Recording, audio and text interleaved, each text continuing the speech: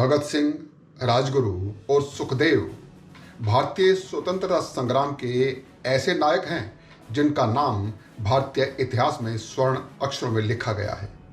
इन तीनों क्रांतिकारियों ने अपनी जान की बाजी लगाकर भारत को अंग्रेजों के चंगुल से मुक्त कराने का प्रयास किया। इनकी कहानी बलिदान, साहस और देशभक्ति का प्रतीक है। भगत सिंह संधू का जन्म 28 सितंबर 1907 को पाकिस्तान के पंजाब के लायलपुर जिले के बंगा गांव में हुआ था। उनके पिता का नाम किशन सिंह संधू और माता का विद्यावती कौर था। उनके दादा अर्जुन सिंह संधू, पिता किशन सिंह संधू, चाचा अजीत सिंह और स्वर्ण सिंह संधू पूरा खानदान आर्य समाज का सदस्य था और स्वतंत्रता संग्राम से जुड़ा हुआ था। खानदान में वैसे माहौल के चलते भगत सिंह के मन में बचपन से ही देशभक्ति की भावना और अंग्रेजों के खिलाफ गुस्सा जागृत हो गया था। जलियांवाला बाग हत्याकांड ने भगत सिंह के जीवन पर गहरा प्रभाव डाला और उन्होंने ठान लिया कि वे अपने देश को अंग्रेजी हुकूमत से आज़ाद करवा कर रहेंगे। राजगुरु शिवराम हरि राजगुरु, जिन्हें राजगुरु के नाम से जाना जाता है, भारत के स्वतंत्रता संग्राम के एक प्रमुख क्रांतिकारी थे। उनका परिवार महाराष्ट्र के पुणे जिले के खेड़ गांव में रहता था। राजगुरु का जन्म 24 अगस्त 1908 को एक सामान्य ब्राह्मण परिवार में हुआ था। राजगुरु के पिता हरि नारायण राजगुरु एक धार्मिक और सरल स्वभाव के व्यक्ति थे। राजगुरु के बचपन में ही उनके पिता का देहांत हो गया, जिसके बाद उनके परिवार की आर्थिक स्थिति कमजोर हो गई। अंग्रेजों की दमनकारी नीतियों ने उन्हें क्रांति के मार्ग पर चलने के लिए प्रेरित किया। वे बचपन से ही कुशाग्र बुद्धि और साहसी स्वभाव के थे। राजगुरु का परिवार धार्मिक था, लेकिन राजगुरु स्वतंत्रता संग्राम में कूद पड़े। राजगुरु ने जब क्रांतिकारी गतिविधियों में हिस्सा लेना शुरू किया तो वो अपने परिवार से दूर रहकर काम करने लगे ताकि उनके परिवार पर कोई संकट न आए।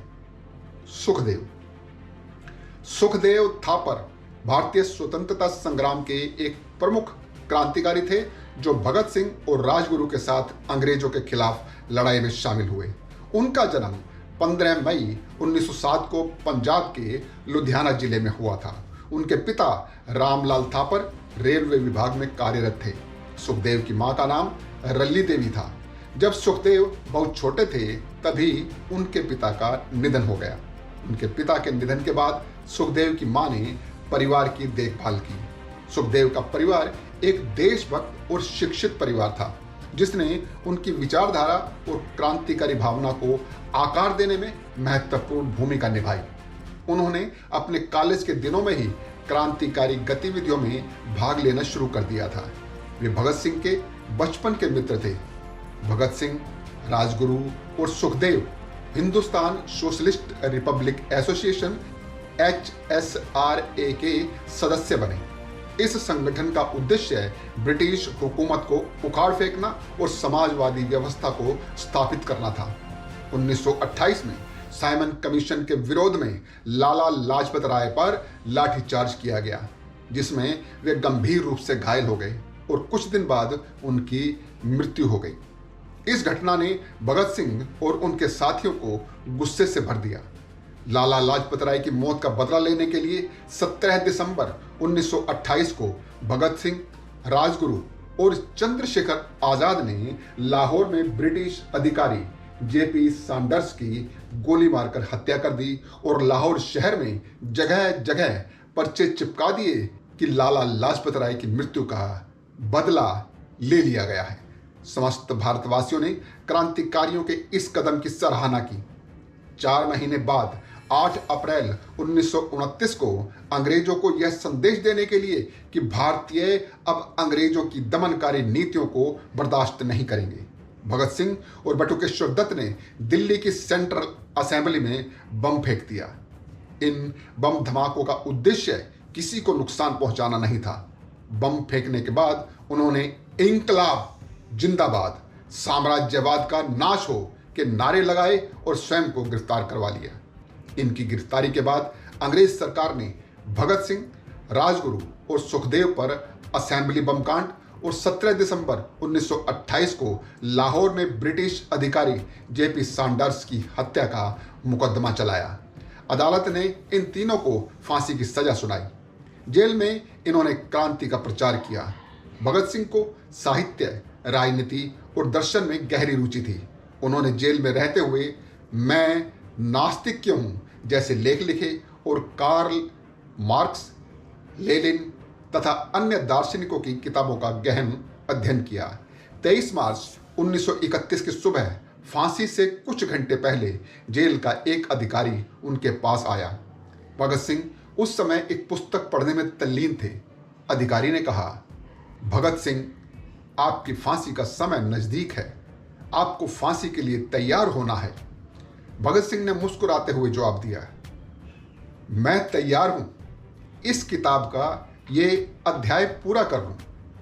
यह सुनकर अधिकारी चकित रह गया। उसने पूछा, क्या अब किताब पढ़ना जरूरी है?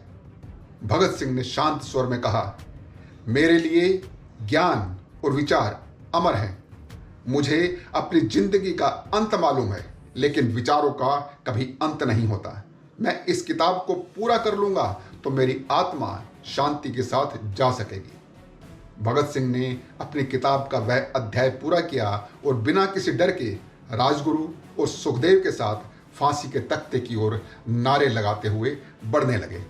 23 मार्च 1931 को भगत सिंह, राजगुरु और सुखदेव को लाहौर सेंट्रल जेल में फांसी दे दी गई। भगत सिंह, राजगुरु और सुखदेव की शहादत ने पूरे देश को आंदोलित कर दिया।